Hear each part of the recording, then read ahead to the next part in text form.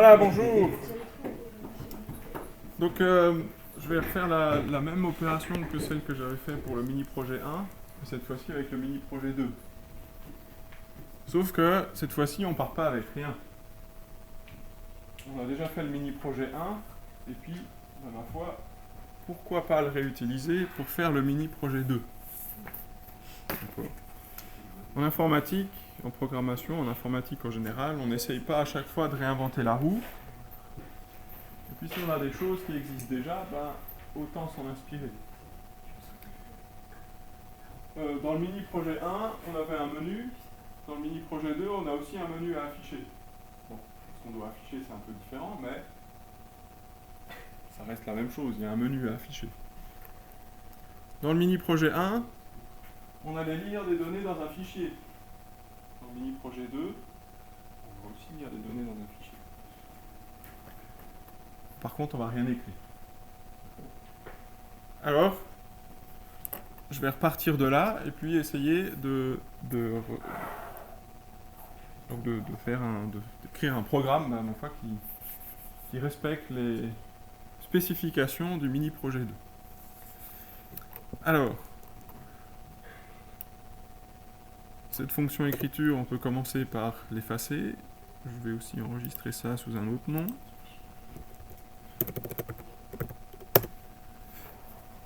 Puisqu'on n'en a pas besoin. Et puis, commençons par ce qui est simple, la fonction menu. Donc la fonction menu, plusieurs choix. On a... Donc je vais pas écrire des longues phrases. Je vais avoir un choix 1 pour un questionnaire d'histoire, un choix 2 pour un questionnaire de sciences, et puis on va mettre un choix 3 pour quitter. Oui. À quoi? Ah. Ouais, vous allez pouvoir gentiment commencer à travailler avec des choses comme ça. Mais si on l'a déjà, on va le réutiliser. Oui, vous pouvez l'utiliser.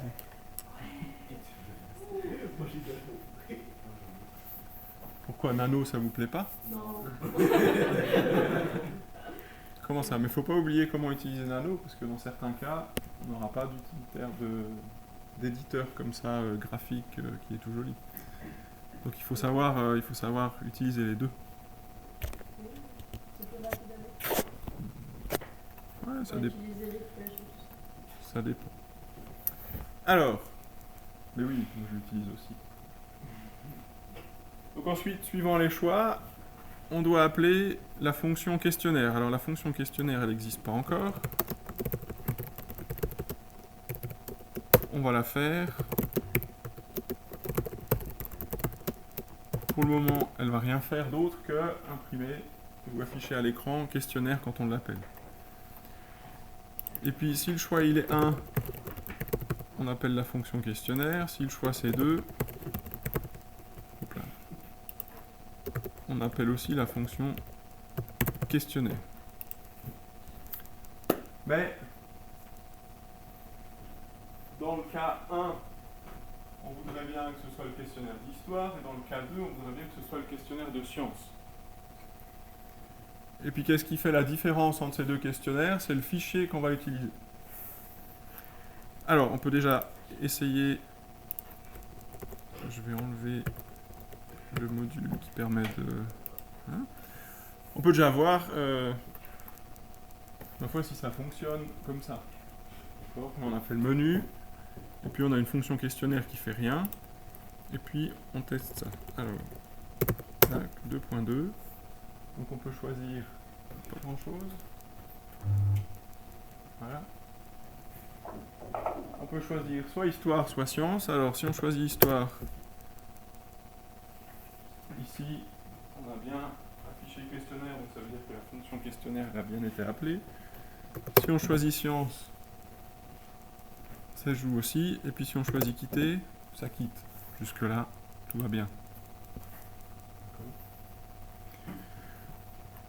Bon, mais ce qu'on voudrait pouvoir faire maintenant, c'est faire la différence entre les deux ici, et puis ce que j'ai dit donc il y a quelques instants, c'est la différence entre le questionnaire histoire et le questionnaire science, c'est le nom du fichier. Donc, ce qu'on voudrait bien pouvoir passer comme information à cette fonction questionnaire, c'est quel fichier on va utiliser. Et puis après, la fonction questionnaire elle va pouvoir se débrouiller avec ça. Alors, dans le cas du questionnaire histoire, il y aura un fichier histoire.txt. Et puis dans le cas du questionnaire de sciences, il y aura ici un fichier science.txt. Donc ça, c'est ce qu'on appelle un paramètre pour une fonction. C'est-à-dire c'est une information qu'on donne à la fonction quand on l'appelle, donc quand on veut qu'elle s'exécute. Alors ici, il faut préciser, il faut donner un nom général pour ce paramètre, d'accord? Donc cette information qu'on va donner à la fonction pour que la fonction puisse ensuite l'utiliser un peu comme une variable. C'est un peu différent d'une variable parce qu'on ne peut pas changer la valeur de ce paramètre, mais on peut l'utiliser vraiment comme une variable après. Donc, puisqu'il s'agit d'un nom de fichier, on peut appeler cette variable nom de fichier. Ce paramètre, pardon, pas cette variable, ce paramètre nom de fichier. Et donc quand on va appeler questionnaire avec comme paramètre ici histoire.txt, eh bien la valeur de nom de fichier, ce sera histoire.txt. Et puis quand on va l'appeler avec science.txt, la valeur de ce paramètre, ce sera science.txt. Et puis ici, on peut vérifier, au lieu d'afficher juste questionnaire, on va afficher questionnaire et puis ensuite le nom de ce paramètre. Un petit test. Alors, si je demande le questionnaire d'histoire, ici c'est bien dans la fonction questionnaire et puis nom de fichier, ça a comme nom histoire.txt. Si j'appelle science, questionnaire et puis science.txt. Si je quitte, je quitte. Est-ce que ça va jusque-là? Il ne faut pas hésiter à m'arrêter, à poser des questions. Je suis là pour y répondre. L'idée de ce genre d'exercice, enfin, quand je fais une correction comme ça devant vous, c'est déjà que vous ayez plus d'explications et puis que vous voyez un petit peu comment je réfléchis. Alors, ça ne veut pas dire qu'il faut penser comme moi et puis qu'il faut tout faire comme moi, mais ça donne en tout cas une idée de ce qui se passe dans ma tête de programmeur quand j'attaque, enfin quand j'essaye d'écrire un programme comme ça. Voilà. La première chose qu'on va avoir besoin de faire dans cette question questionnaire, dans cette fonction questionnaire, c'est d'aller lire les questions qui sont dans le fichier. Donc moi j'ai choisi un truc.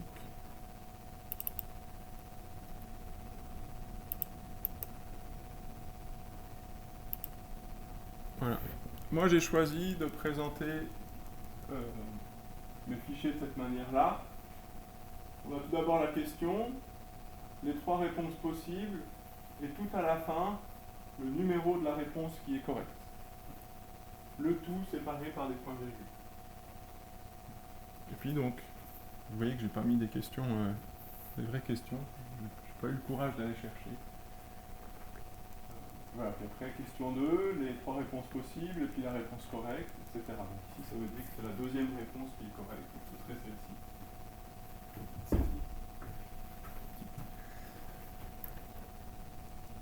Voilà, je vais recopier une ligne pour l'avoir ici, quelque part, pour une idée de ce que je vais avoir. Voilà, donc, maintenant il faut aller lire chacune de ces lignes dans le fichier, et puis ici, je vais réutiliser cette fonction qui existe déjà, cette fonction lecture. Alors je vais la modifier un petit peu. D'abord, ici, le nom du fichier qu'on va ouvrir. Ben, le nom du fichier qu'on veut ouvrir, c'est celui-là. D'accord? Donc, quand on va appeler la fonction, qu'est-ce qui s'est passé? Voilà. C'est des trucs bizarres.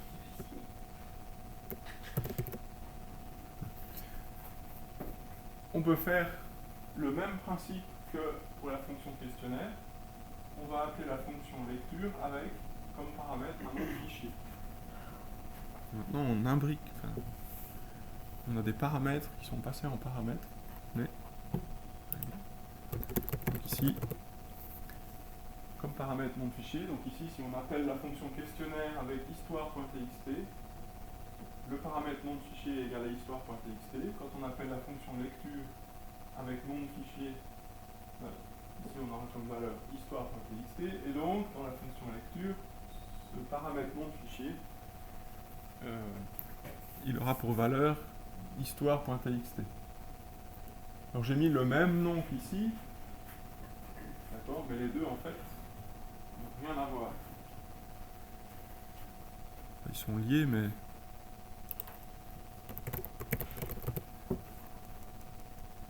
donc ici, première chose à faire, on n'a pas besoin ici de la ligne que je viens d'effacer, donc ici on n'a rien besoin de demander à l'utilisateur, on doit juste ici ouvrir ce fichier.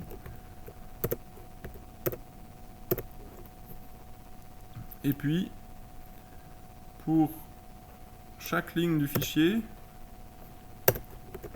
donc ce que j'avais proposé dans mon étude préliminaire du mini-projet, c'était d'aller mettre les éléments dans une liste. D'accord ? Donc on peut faire ici une liste vide. Donc je crée une variable, et cette variable lui donne comme valeur une liste vide, dans laquelle il n'y a rien. Et puis ensuite, pour chaque ligne qu'on va lire dans le fichier, on va aller ajouter la valeur de cette ligne. Donc on va aller ajouter toute la ligne dans la liste. Et pour ajouter un élément dans une liste, on utilise cette fonction append. Pour ajouter, donc c'est la fonction qui permet d'ajouter des éléments dans une liste.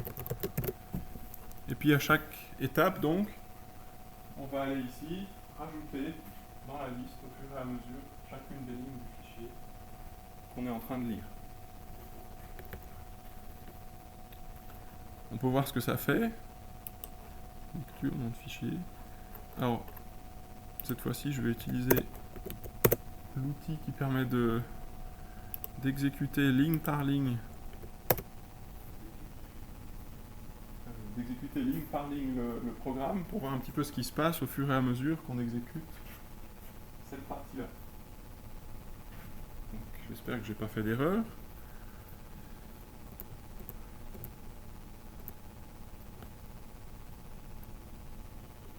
Voilà, donc je vais commencer à exécuter le programme. Maintenant, on va appeler la fonction menu.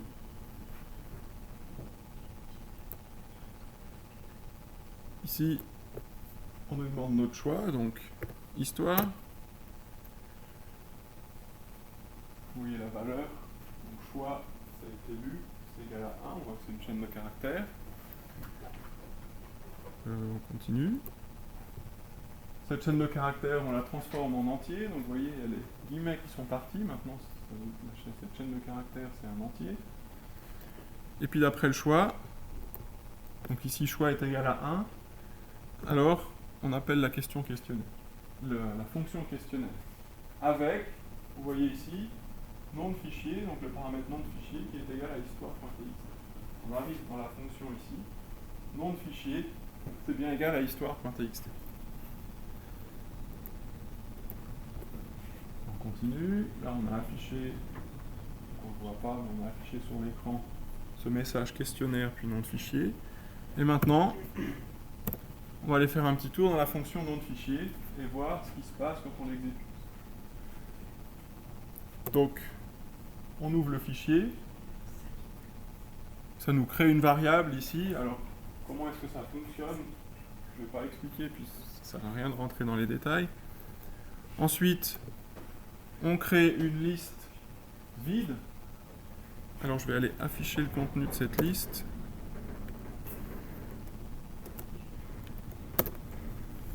Voilà, donc on voit qu'on a une liste vide.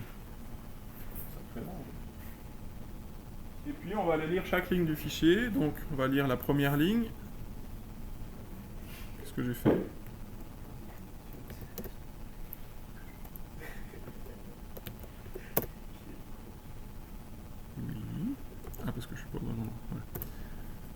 Donc, la ligne a été lue, question histoire 1, réponse 1, histoire 1, etc. Et puis, on va ajouter ça dans, ici, on ajoute ça ici dans la liste questions. Et puis on continue avec les autres. Donc au fur et à mesure, on rajoute des éléments, vous voyez, on ajoute toute la chaîne de caractères, celle-ci en fait, on ajoute toute cette chaîne de caractères comme étant un élément de la liste. Et puis quand on a fini le fichier, voilà, on a ici cette liste question avec, pour chaque élément de la liste, tout un ensemble de questions-réponses tel qu'il est dans le fichier. Et puis on revient dans la fonction questionnaire. Et puis là on voit que, c'est embêtant, on a perdu ici, on a perdu la liste question. Elle n'existe plus. Alors là il va falloir faire quelque chose. Donc je vais retourner ici. Et puis c'est ce fameux petit mot return qui pose bien des problèmes souvent. Alors, on ne veut pas que cette liste de questions elle disparaisse, alors on l'envoie dans les airs. J'ai donné un peu cette image que ça part dans les airs. D'accord ? Parce que c'est un petit peu ce qui se passe. Si on n'en fait rien, ça continue de flotter dans les airs. Et puis, pour que ça arrête de flotter dans les airs, il faut le récupérer. Et puis, comme un petit peu un filet à papillon, vous avez ce truc qui flotte dans les airs, et puis tac, vous allez le prendre dans votre filet à papillon. Les images que je prends, elles sont un petit peu... Et puis vous allez le stocker dans une variable ici, dans la fonction questionnaire. Donc j'ai plus besoin de ce truc, maintenant je l'enlève. Et puis vous allez vous retrouver maintenant dans la fonction questionnaire avec une liste avec vos questions-réponses. D'accord ?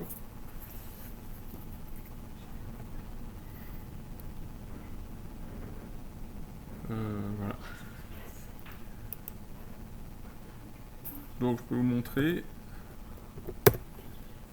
ce qui se passe maintenant. Tac.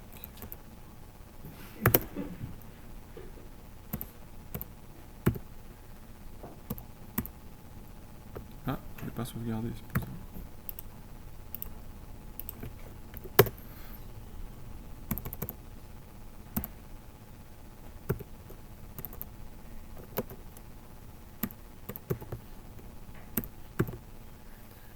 Donc là, on va lire au fur et à mesure les questions. Ici, on a le return, donc il envoie cette liste. On ne sait pas trop où, mais c'est pas grave. Et puis ici, pas sûr qu'on voit quelque chose. On va pas voir parce que ça sautait. C'est bon. Donc continuons. Maintenant, on a cette liste de questions. Première chose à faire. Donc là, on a lu toutes les questions. On va maintenant les mélanger. D'accord ? Puisque un des critères du programme, du projet, c'était de poser les questions dans un ordre différent à chaque fois. Et puis pour mélanger les éléments d'une liste, on peut utiliser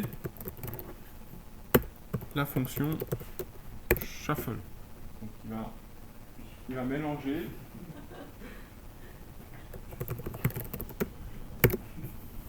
et puis ici on lui donne comme paramètre, donc on demande, je vais revenir là-dessus, on demande ici de mélanger la liste question et puis ça va avoir pour effet de prendre chacun des éléments de la liste et puis les mélanger, puis à la fin on a une liste avec les questions mélangées. Donc comme ça on n'a pas besoin de s'occuper de rien, c'est le programme qui fait tout. On a juste besoin ici d'ajouter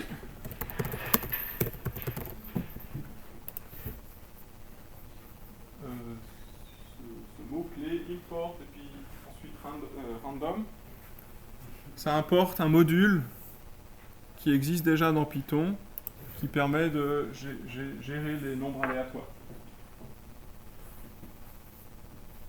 Voilà. Et puis maintenant, si on essaye de voir ce qui se passe à l'exécution du programme, donc je vais là, questionnaire histoire, tac, tac, tac. Donc on va lire les questions.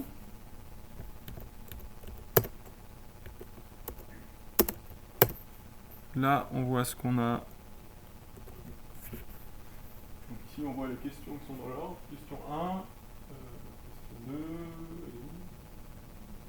on la voit pas en entier. On a question histoire 3, question histoire 4 et question histoire 5. Et puis, on appelle cette fonction shuffle qui va mélanger tout ça. Donc maintenant, on a première question histoire 3, puis là, on a question histoire 1, 5. D'accord, donc la fonction, elle a pris les différents éléments puis elle les a mélangés. Oui. C'est-à-dire changer chaque exécution ou bien c'est tout le temps, ce sera tout le temps le même ordre que l'ordinateur? Non, ça devrait changer à chaque exécution. D'accord. Voilà, donc on a maintenant une liste avec chacun des éléments qui est quelque chose qui ressemble à ça. Et puis on va devoir parcourir cette liste pour ensuite aller lire chacun des éléments de la liste et puis aller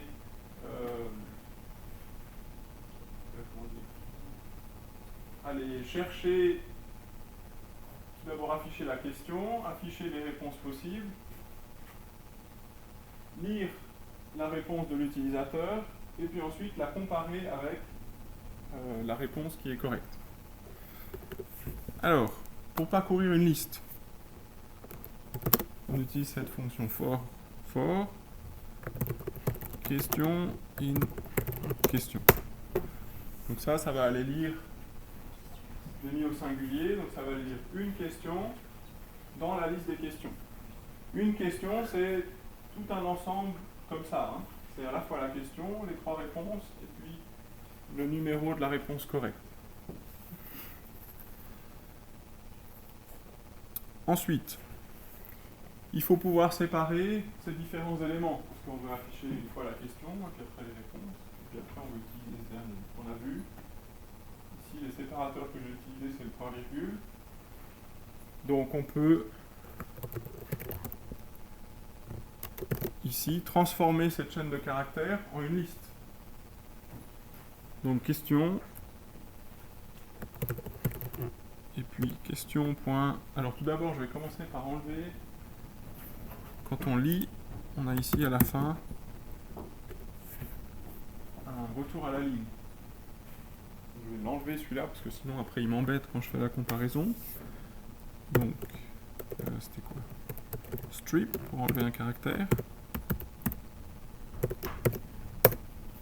D'accord. Donc maintenant on va avoir la même ligne, mais sans cet élément-là. Et puis,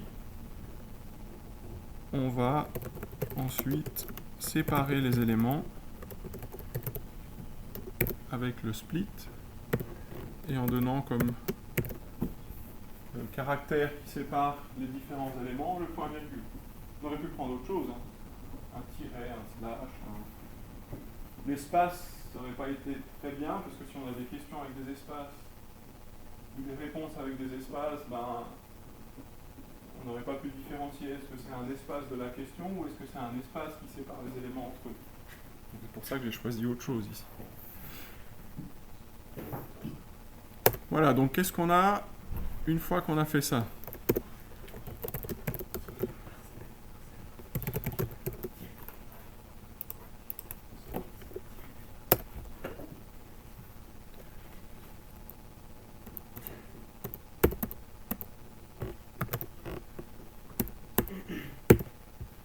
Alors, on va lire les questions, mélanger les questions. Et puis ensuite, pour chaque question, alors vous voyez à quoi ça ressemble maintenant, question. c'est cette chaîne de caractères que j'ai été lire dans mon fichier. Tout au début, et puis que maintenant se retrouve dans une variable. Ensuite, on fait le strip, qui permet d'enlever ici le caractère /n qui est un retour à la ligne. Et puis le split, qui va transformer cette chaîne de caractères, si je vous montre à quoi ça ressemble, voilà, en une liste dans laquelle on a les différents éléments qu'on va pouvoir afficher, comme on a vu, on utilise une liste. Alors, je retourne là. Donc ensuite, qu'est-ce qu'on veut afficher? Tout d'abord, la question. Et puis la question, c'est l'élément 0 de la liste. Puis, les 3 réponses possibles.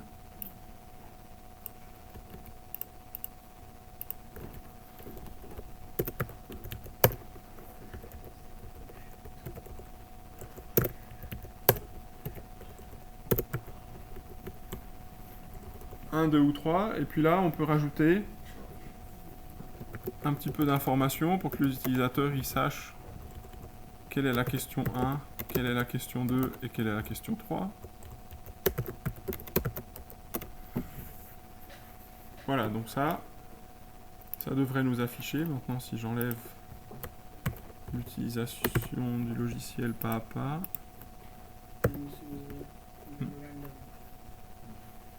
J'ai enlevé le random.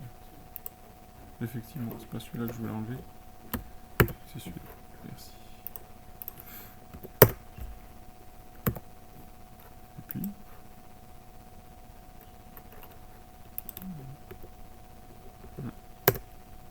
Voilà, donc on peut choisir questionnaire, l'histoire.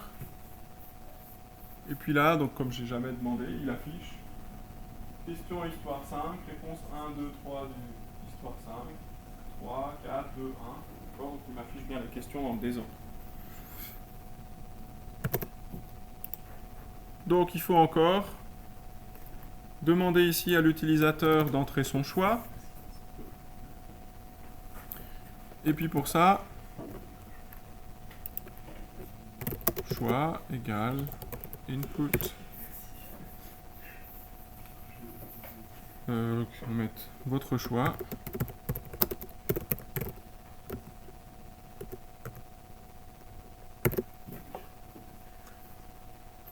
Et puis ensuite, on peut comparer si son choix est égal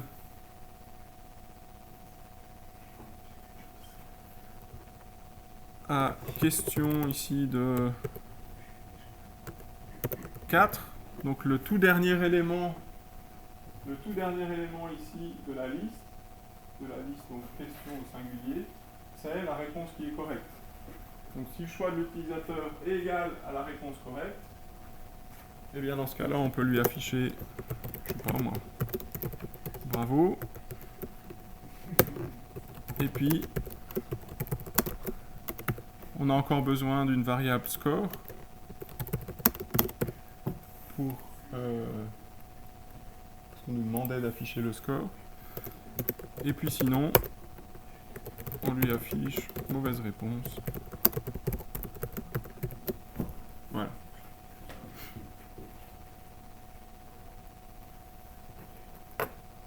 Alors, essayons ça. Est-ce que ça va marcher?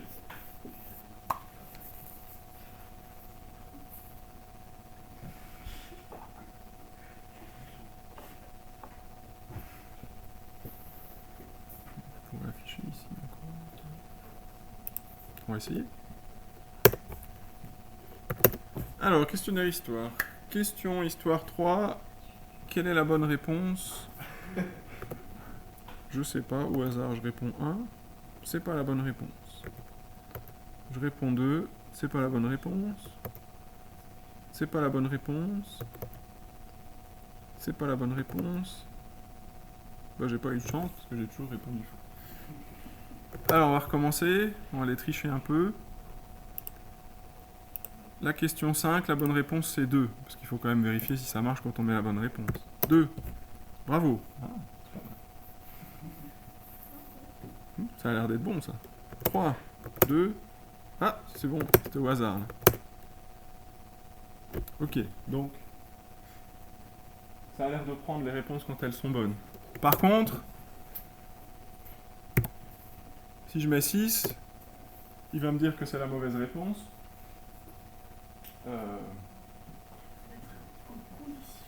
Ben, il devrait finalement me dire, ben, essaye encore, parce que c'est pas une réponse possible. Alors, il nous manque encore ici de pouvoir choisir, de pouvoir vérifier que le choix c'est bien 1, 2 ou 3, et puis de demander à l'utilisateur son choix tant que la réponse n'est pas 1, 2 ou 3. Et puis ça, on peut commencer d'abord, vous avez montré une fois, c'est pas dans l'autre,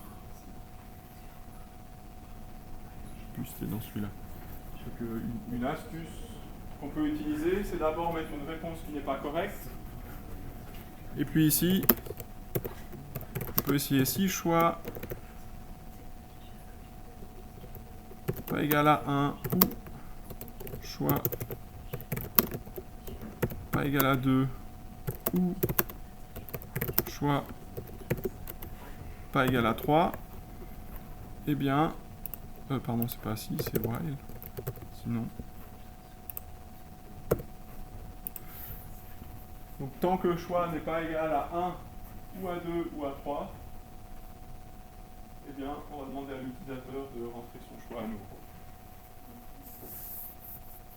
Donc ça, c'est un peu une astuce. Une autre manière d'écrire ça,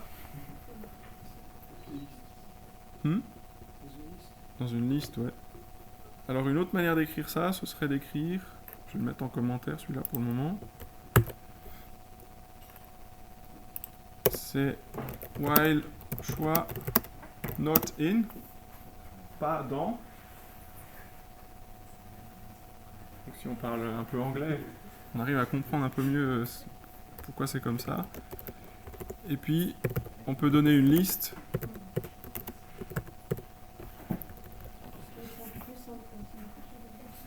Pardon ? Ça semble plus simple comme ça, parce que je ne peux pas tout apprendre en une seule fois.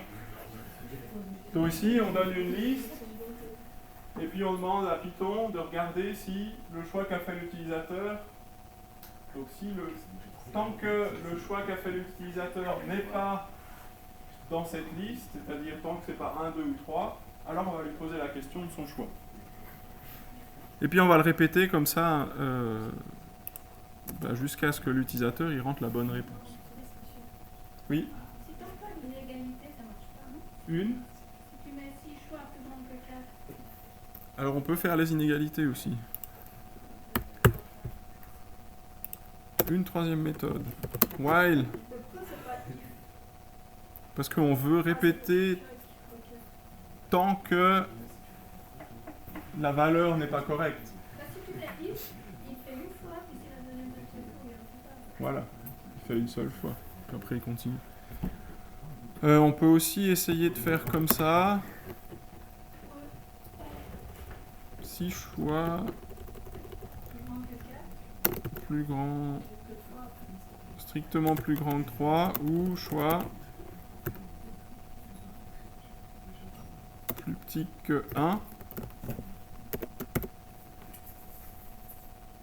Alors, on demande à nouveau à l'utilisateur. Oui.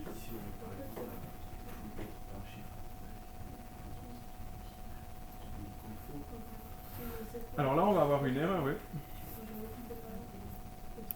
C'est juste. C'est quoi le problème ici? Là, j'ai mis choix égale 0, puis j'ai mis un nombre. Mais ici, quand on va lire, ce qu'on obtient, c'est une chaîne de caractères. Donc, ouais, on peut faire soit un int. Donc là, ça devient un peu plus compliqué.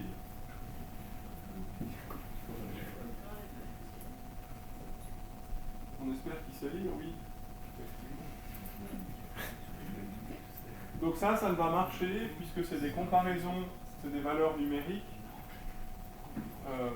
Ça va marcher que si l'utilisateur, que si on prend, si on transforme choix en valeur entière. Sinon, on peut pas dire qu'un mot il est plus grand que 3 ou qu'un mot il est plus petit que 1. Ça donne pas de sens, c'est pas le même type. Donc de cette manière-là, elle pourrait marcher, mais je la conseille pas. Alors après, on peut choisir celui qu'on veut, celui-là ou l'autre. D'accord. Alors on va voir si ça marche. Oui. Ah, j'ai mis un point virgule alors que c'est 2 points. Voilà. On essaye maintenant. Si je donne un choix qui n'est pas correct, il me demande à chaque fois. Il me demande à chaque fois de mon choix. Donc voilà, par contre.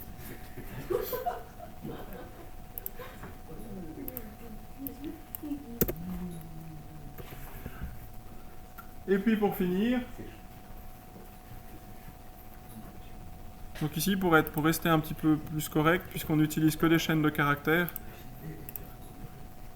au lieu d'avoir ce 0, on pourrait mettre ce 0 comme chaîne de caractères, pour garder la cohérence. Et puis pour finir, on doit afficher le score, print votre score et score sur, et puis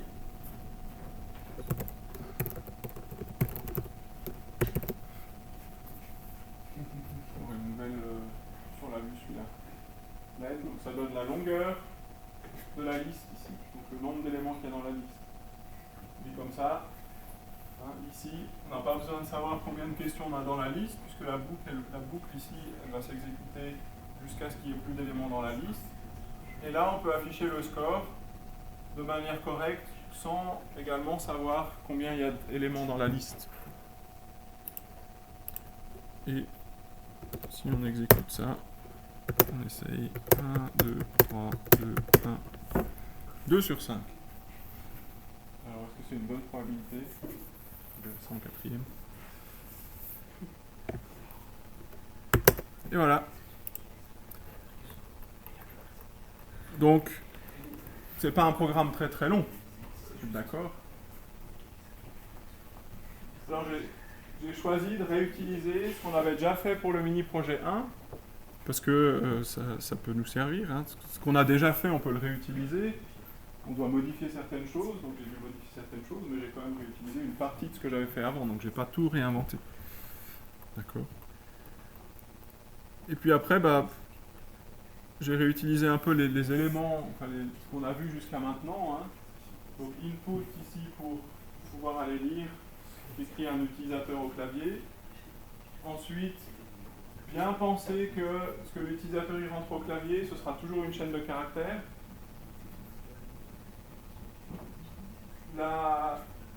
Les conditions ici, if, donc faire un choix suivant la valeur d'une variable.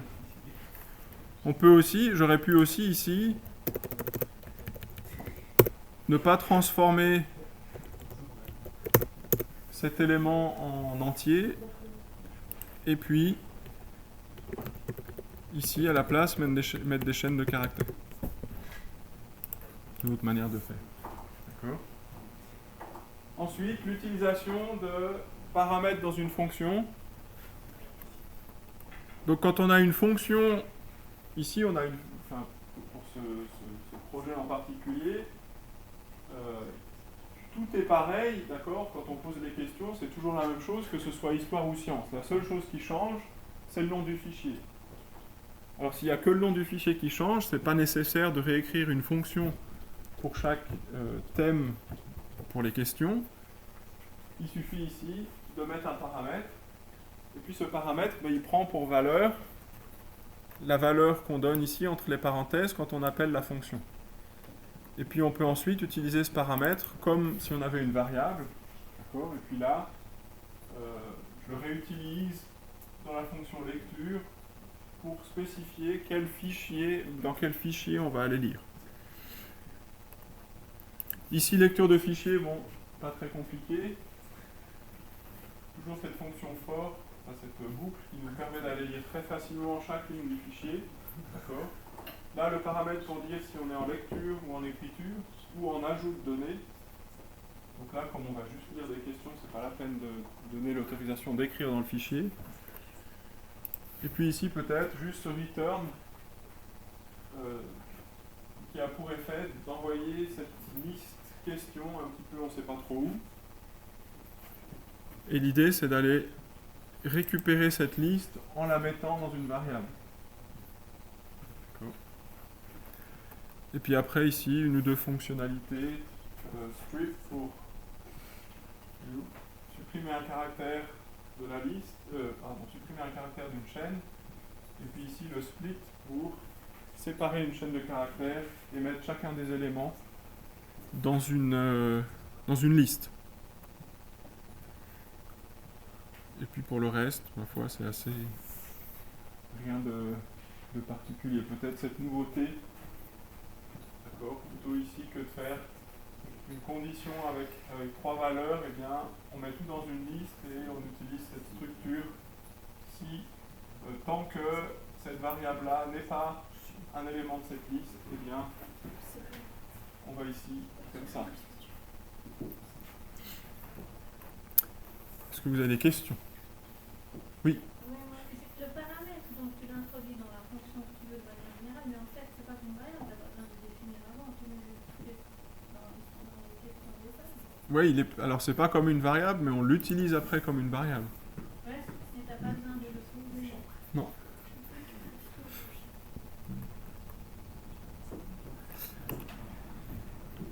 Voilà, alors ensuite,